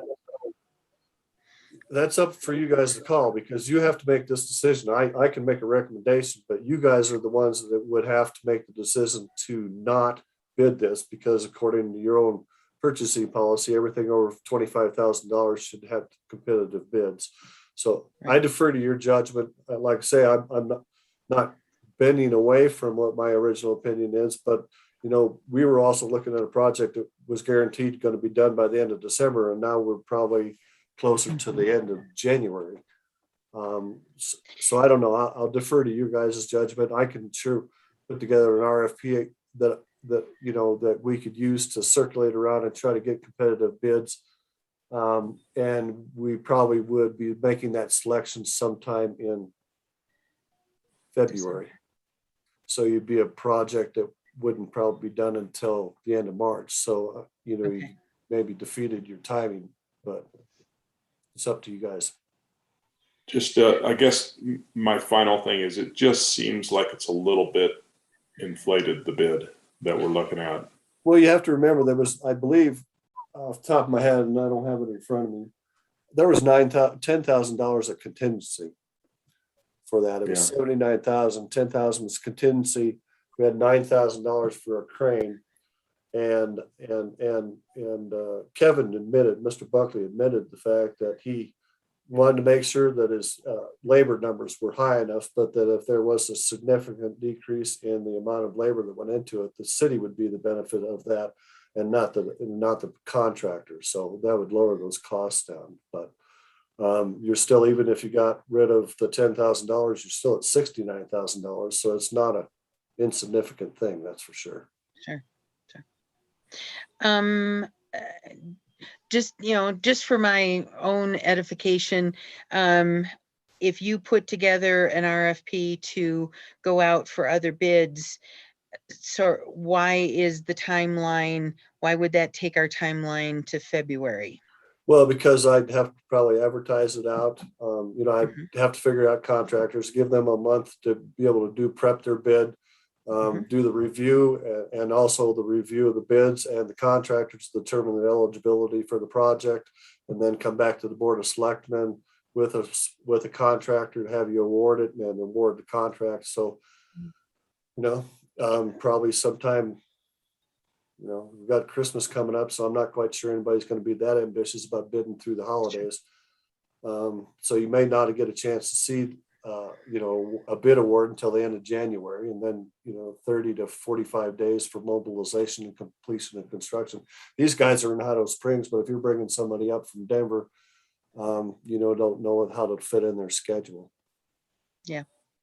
Okay. I'm not trying to throw cold water. I'm just answering your questions. Understand. Yeah, no. Understand. I appreciate that. So, yeah. And the other thing that I think comes to bear in here is that we've done so many of these projects in-house for so many years that it's pretty startling when you're faced with what it really costs to hire somebody outside to do it. And it takes a little bit of getting used to, but I agree that we should be relying less and less on our road and bridge crew to do stuff that isn't really part of their jobs. This should be done by other folks. And so if it didn't postpone it until February, I guess I'd be leaning towards wanting to go the route of getting other bids, but I think getting it done has a lot of value, and having it done professionally and well has a lot of value too. So any other thoughts? I'm not too worried about the stuff sitting out. It's pretty durable stuff. I think that darn 15th Street Bridge sat out for quite a long time. It seemed like it took forever to get that thing done. Mm-hmm. I was going to ask you what you thought about that, John. I don't disagree. I guess I just live in an area where if you left that stuff out for more than a week and a half, it'd be gone. This is pretty. I agree with you. Most wood products now are a nightmare. You buy a 2x4 at the local lumber mill. If you don't use it practically that day, it's just a noodle. But this is a little different because it's been laminated together and whatnot. It's also been highly treated. I'm not too worried about the timeline. It's the price, I guess. Just kind of shocking to me. I guess I've been on the board for a long time now, and I remember worrying about $5,000 and less. So, hey, Mary, what do you think? You're living down there. I think we should go to bid. Okay. We have enough questions about the contractor, and we've been kicking this around for a month. Those are awful big pieces to get twisted around in the weather, and let's bank on climate control. I'd rather go to bid and just get this moving and then make sure and we deal with if there's fallout from that. It's not like we're 100% on this, and I don't know where we stand with the USGS piece either. If I overlooked that, I apologize, but we're not ready to go tomorrow anyway. So let's get it out to bid and hope for the best and see what we got. We did get an answer to that question, Mary. Appreciate you bringing it up. We did get a hold of a surveyor, and I think that they've already moved that piece and they'll reinstall it at a different location at a later date. Okay. And he's already filed the letter with the federal government, so they're expecting it. So I was surprised. All of a sudden, Scott got somebody to show up out of the woodwork, and they showed up last week and got at least that initial step done. Okay. Good. Okay, so Deanne? Last time Deanne? there was discussion about one of the people we were considering had a proven track record of not being especially trustworthy. I'm wondering, I don't know enough about this particular building situation to know, is this not that guy? I believe that this is the guy that some people in the community may think did something wrong. I believe that under the circumstances that I understand it, I don't believe that he did anything wrong. But this is a small community, and once those impressions are made, they're never going to change. So, but this is the person that was of question quite a few decades ago. I agree with Mary. Rob, let's hear Right. from you. I didn't hear you, Rob. I agree with Mary. Okay. Sounds like the preference is to go to bid. Okay, Thanks, Steve. Sorry to Thank you send very you down much. the road, but oh no, I want to do what you want to do because you have to take the heat. I can drive to Canyon City. It's not my money. So, but you guys have to take the heat and that's your responsibility. So I want to make sure that you're comfortable with it. I All I'm appreciate here is to present you with everything I can present you. Okay, appreciate it. Thank you. yep, Yep. very much. Next we've got COVID update. I don't have anything. Anybody else have anything? If not, we will move on. I Yeah, do that's have something. anything. Okay, Today, the sure. county commissioners had a special meeting and eventually voted to send a letter to the governor asking him to declare a statewide emergency and put things in place like masks and all of that like we had before. Okay. And so our county commissioners are going to send that in essentially probably tomorrow. Jeffco and a couple others have already done that. And so that'll make it easier for our to enforce those things if it's statewide rather than individual little entities here and there.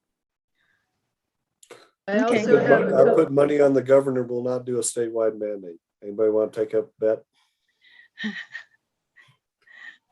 I also want to make a comment about the HDPCL. Make it. Okay, go Okay. ahead.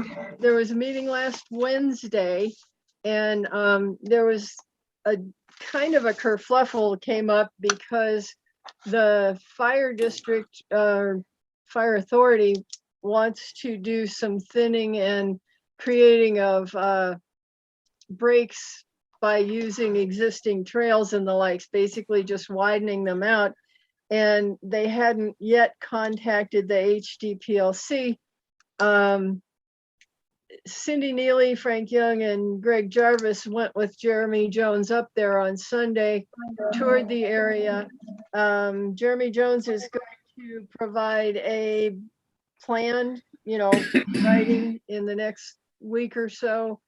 And that will help clarify a lot of things. They want to thin the far side of the reservoir, take out smaller pines and things like that, and definitely get rid of those wood teepee structure things that have been slapped up there, and because they're super fire hazards. Anyhow, just wanted people to know, because if I got to sit in on it, you're going to hear about it. Okay. Yeah. Thank you for sitting in on it for us, Yep. Dan. Yes, thank you. I did have something else on the COVID update of a personal nature, and that is that I will receive my second Moderna vaccine hopefully on Monday. And so I will not be coming back on Tuesday because I felt terrible the last council meeting. Lynette even said I was quiet, and that's terrible. I hate hearing that comment. So anyway, I'm going to stay home Monday and Tuesday and hopefully and now be up here Wednesday and Thursday. So just so that you're aware of that. You're a trooper, you. Steve. Good for you. I don't even remember making the trip up here, Mary. That's how bad it was. Oh dear. Oh dear. I'll give you some attaboys on that one. Yeah. Yeah. So on the mitigation that's being planned, I don't know if anybody else, I went looking on the town website for the community wildfire protection implementation plan that we put together several years ago, and Jen helped me find it. It's under planning documents. It's under the documents tab. It's under planning documents. And it was adopted in the spring of 2015. And it did designate that area as a very high priority mitigation area should funds become available. And there was a lot of public input from all the stakeholders at the time, and we were doing our town plan under the umbrella of the county plan, and then all of the plans got brought together, and that's why the fire authority, when they found the money to do a mitigation plan, they didn't come and ask us permission.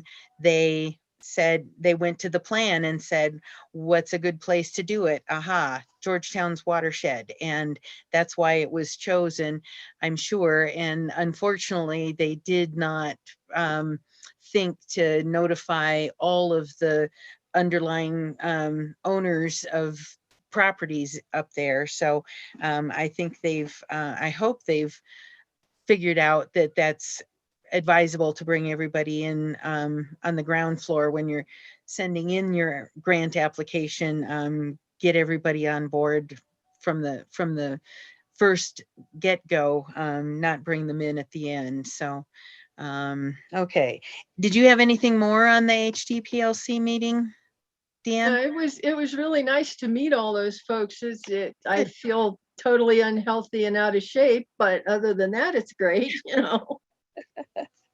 Okay, so and the next item is the trash that's being deposited into town trash bins.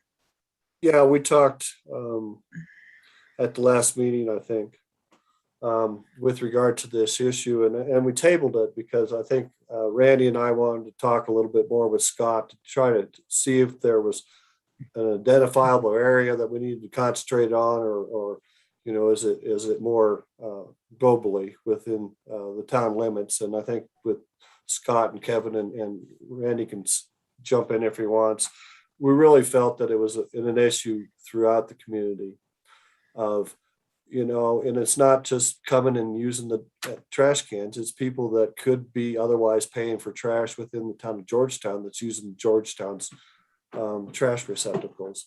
And a lot of people consider that to be inappropriate. So one of the discussions that we had at the staff meeting was that I was aware of the legislation that we had done at Canyon City to try to address the issue, rather than just putting a sticker on the dumpster that says you won't dump.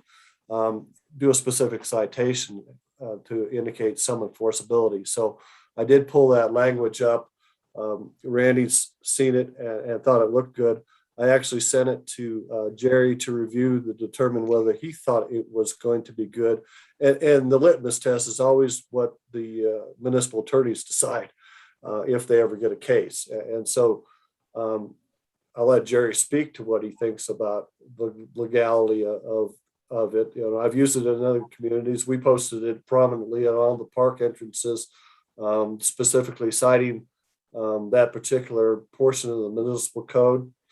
And did we see any different? Yeah, we did see some difference with regard to people dumping, but it's not overwhelming.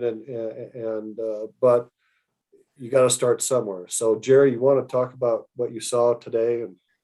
Sure, you bet.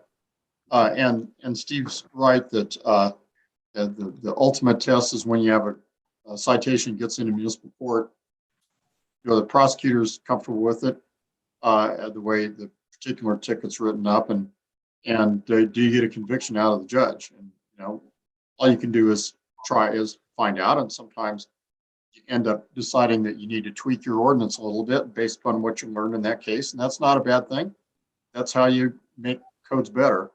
I have reviewed what Steve sent over, and I also spent a little more time today mining my way through the current town code. We do have a code section that prohibits putting trash in park trash receptacles. That's not park trash, but that can be broadened. That can be broadened and improved with the addition of language, or I can melt them two together and I easily drafted the language that Steve provided, because that's more general with respect to any town trash receptacle or bin, et cetera, throughout the town. And I think that's a good change. And so I'm happy to put together that ordinance and have it for you at your next meeting. So I guess from staff's perspective, we'd like to have you consider moving forward, and if you guys give the nod, then Jerry can go ahead and present you with something at the next meeting. Okay. I got thumbs up from 2 people. I don't see Rob or Deanne saying yes. I want to know, we're talking about putting stickers on the cans.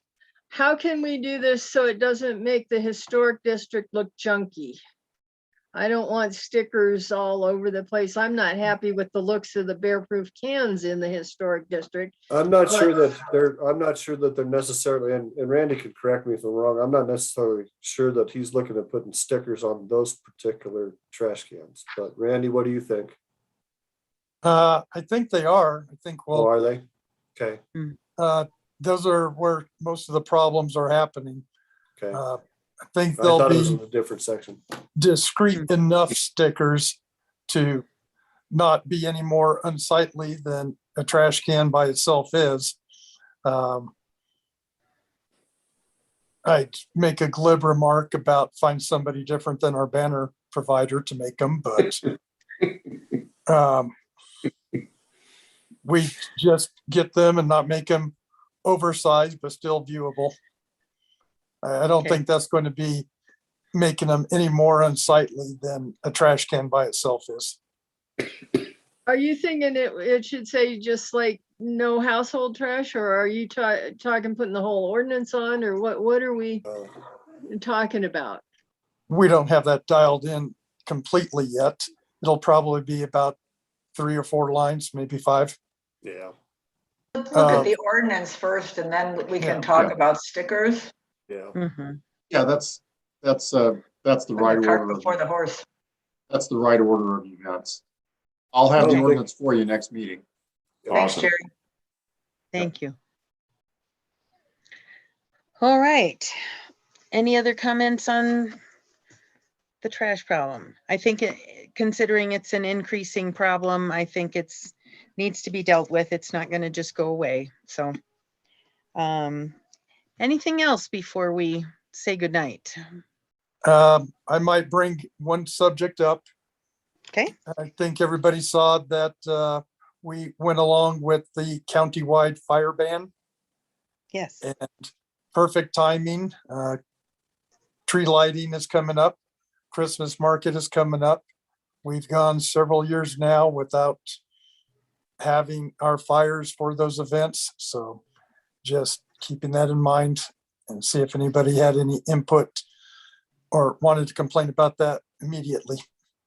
But that'll include the fire or the bonfire downtown. Christmas market is aware of that. We know that. Safety first. Yep. And it'll be the same So- for tree lighting. Okay. Hopefully by Which- Christmas market time, it might be, the We'll see. fire ban is lifted. Let's hope so. If we So get- the tree oh. lighting is this Saturday. I think it's Friday. Or is it Saturday? Oh. It's Saturday. It's always I the thought it was Saturday. Thanksgiving. I always knew it was after Thanksgiving, but I always thought it was on the Friday, but that's what I'm known for, is my observation skills. You're All good. right. All right. So, very good. Anything else?